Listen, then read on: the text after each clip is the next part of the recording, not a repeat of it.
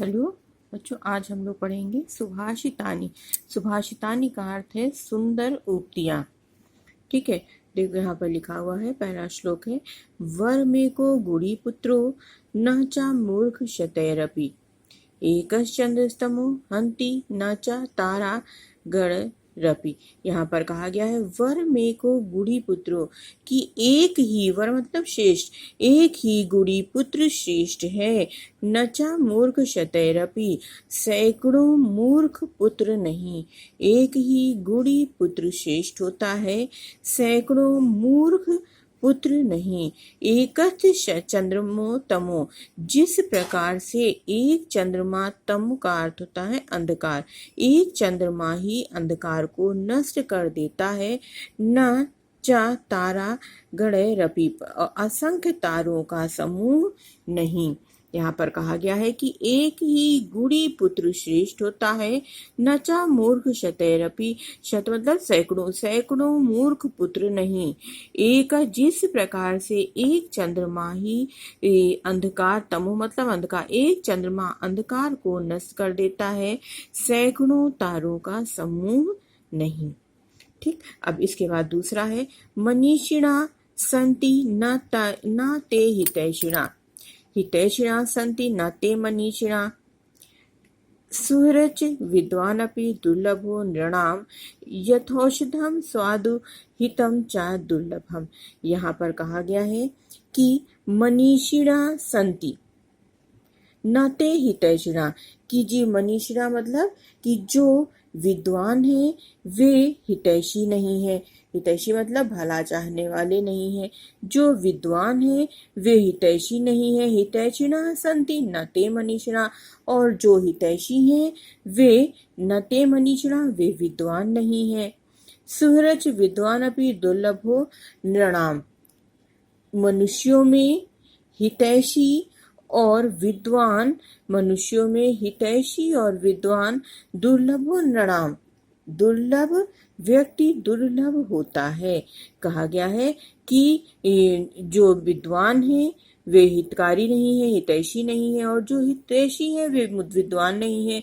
तो यहाँ पर कहा गया है कि नृणानाम मतलब मनुष्यों में, सुरच विद्वान की हितैषी अच्छे हृदय वाला और विद्वान होना दुर्लभ है, दोनों ही मिलना दुर्लभ है। उसी प्रकार से दुर्लभ है यथौषधम स्वादु हितम च दुर्लभम।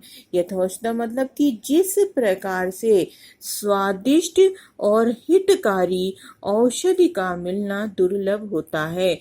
यथा मतलब कि जिस प्रकार से, औषध मतलब दवा, तो कह रहे हैं जिस प्रकार से स्वादिष्ट और हितकारी औषधि का मिलना दुर्लभ होता है। बात समझ में आ गई। अब इसके बाद अगला श्लोक है, चक्षुषा मनसा वाचा कर्मणा च चतुर्विद्यां प्रसादयति यो लोकम तम लोको नो प्रसीदति। यहाँ पर कहा गया है कि चक्षुषा मनसा वाचा कर्मणा च चतुर्विद्यां, कि जो मनुष्य नेत्र से, मन से, वाणी और कर्म से, जो मनुष्य नेत्र से, नेत्र मन वाणी और कर्म, इन चारों प्रकार से संसार प्रसादियम यो लोकम, लोकम मतलब संसार को प्रसन्न करता है, तम लोकोनु प्रसिद्धति, उसे संसार प्रसन्न करता है। प्रसिद्धति का अर्थ होता है प्रसन्न करता, तो उसे संसार प्रसन्न करता है। चक्षुषा मनसा वाचा कर्मणा च चतुर्विधम, कि जो चक्षुषा मतलब नेत्र से, मन से, वचन से, कर्म से, इन चारों से संसार को प्रसन्न करता है, उसे संसार प्रसन्न करता है।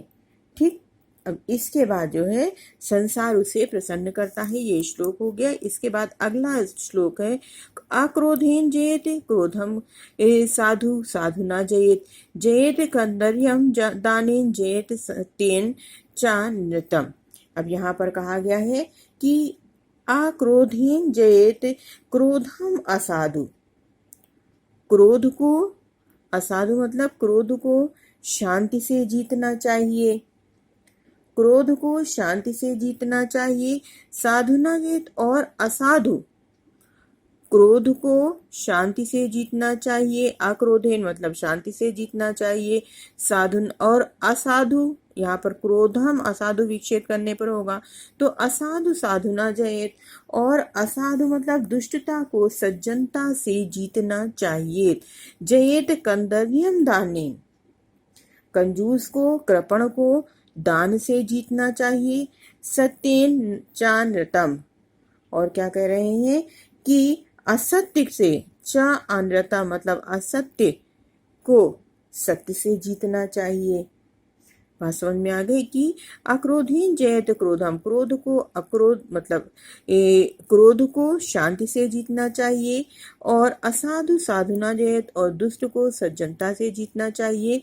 कंदर मतलब कृपण को, कंजूस को दान से जीतना चाहिए, और अनृतम असत्य को सत्य से जीतना चाहिए। ठीक है, इसके बाद अगला है अकृत्वा पर संतापम गत्वा खल मंदिरम अनुलग्य सताम मार्गम यत स्वल्पम अपि तद बहु। यहाँ पर क्या कहा गया है कि अकृत्वा पर संतापम, अकृत्वा मतलब बिना किए, है ना।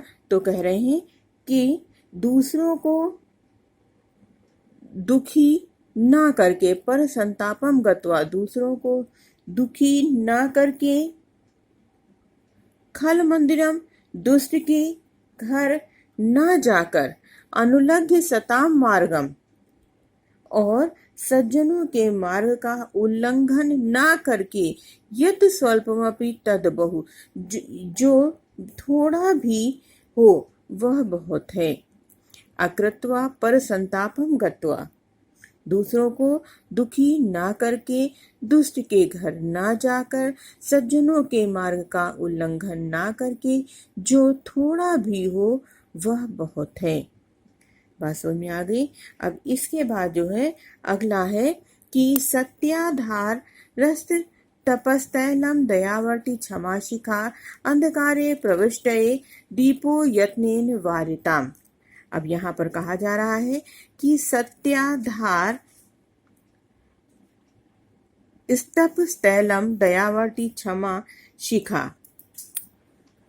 अंधकारे प्रविष्टये दीपो यत्नेन। अब सत्याधार सत्य का आधार है ना, और वर्ती का अर्थ होता है बत्ती, दयावर्ती दया की बत्ती, शिखा का अर्थ है लौ, और वारिताम का अर्थ है संभालना। तो यहाँ पर कहा जा रहा है कि मनुष्य को अंधकार के प्रवेश करने पर, सत्याधार शपथ की अंधकार के प्रवेश करने पर, ऐसे दीपक की सत्य ही जिसका आधार है, तप ही जिसका तेल है, ठीक है, ऐसे दीपक को जलाना चाहिए, यत्न पूर्वक जलाना चाहिए। सत्य ही जिसका आधार है, तप ही जिसका तेल है, दया जिसकी बत्ती है, और क्षमा जिसकी शिखा है, लौ है, ऐसे दीपक को यत्न पूर्वक जलाना चाहिए। अंधकार के प्रवेश करने पर ऐसे दीपक को सत्य ही जिसका आधार है, तप ही जिसका तेल है, दया जिसकी बत्ती है, क्षमा जिसकी शिखा है, ऐसे दीपक को यत्न पूर्वक रक्षा करके जलाना चाहिए। आ गया समझ में। अगला है त्यज दुर्जन संसर्गम भज साधु समागम कुरु पुण्य महोत्रम महोरात्रम स्मृत नित्यम अनित्यनाम। त्यज दुर्जन संसर्गम, यहाँ पर कहा गया है कि दुष्टों का साथ त्याग देना चाहिए। भज साधु समागमम, और साधु की संगति, सज्जन पुरुषों की संगति करनी चाहिए। दुष्टों का साथ त्याग देना चाहिए, सज्जन पुरुषों की संगति करनी चाहिए। कुरु पुण्यम अहोरात्रम, रात्र और दिन पूर्ण करना चाहिए, दिन और रात पूर्ण कर्म करना चाहिए। स्मर नित्यम अनित्यताम, शाश्वत और नित्य, शाश्वत और अशाश्वत का स्मरण करना चाहिए। ठीक है, अब लास्ट है मनसी वचसी काय पीयूष पूर्ण, पीयूष पूर्णा स्त्री भुवन उपकार श्रेणी भी प्रीणयन्तः परगुण परमाणून् पर्वतीकृत नित्यम निज हृदय विकसतः संति संतः कियन्तः। यहाँ पर कहा गया है कि मनसी वचसी काय पूर्ण पीयूष पूर्णा। ठीक है, तो यहाँ कहा गया है कि मन वचन और शरीर, मन वचन काय मतलब शरीर, मन वचन और शरीर में पूर्ण रूपी अमृत से परिपूर्ण तीनों भुवनों को, त्रियम भुवन तीनों भुवनों को उपकार परंपरा से प्रसन्न करते हुए, उपकार श्रेणी भी उपकार परंपरा से प्रेरित मतलब प्रसन्न करते हुए, पर गुण परमाणु दूसरों के परमाणु जैसे छोटे गुणों को पर्वतीकृत पर्वत के जैसा बड़ा बनाकर, पर्वतों के समान बड़ा बनाकर, नित्य ही निज हृदय अपने हृदय में आनंदित होने वाले सज्जन कितने हैं, अर्थात बहुत कम है। बात समझ आ गई कि मन से, मन वचन और शरीर से पूर्ण रूपी अमृत से परिपूर्ण तीनों भुवनों को उपकार परंपरा से प्रसन्न करते हुए, दूसरों के परमाणु के समान गुणों को पर्वत जैसा बड़ा बनाकर नित्य अपने हृदय में आनंदित होने वाले सज्जन कितने हैं, अर्थात बहुत कम है। ठीक है बच्चों, इतना आपको आ गया हो समझ में तो अच्छी बात है। इसका हमने जो है वो हिंदी अनुवाद भी आपको भेज दिया है, लिखा दिया है, इसको भी पढ़ लीजिएगा। मैंने इसमें से जो पढ़ाया है तो आपको अच्छे से समझ में आ जाएगा। ओके, थैंक यू, बाय बच्चों।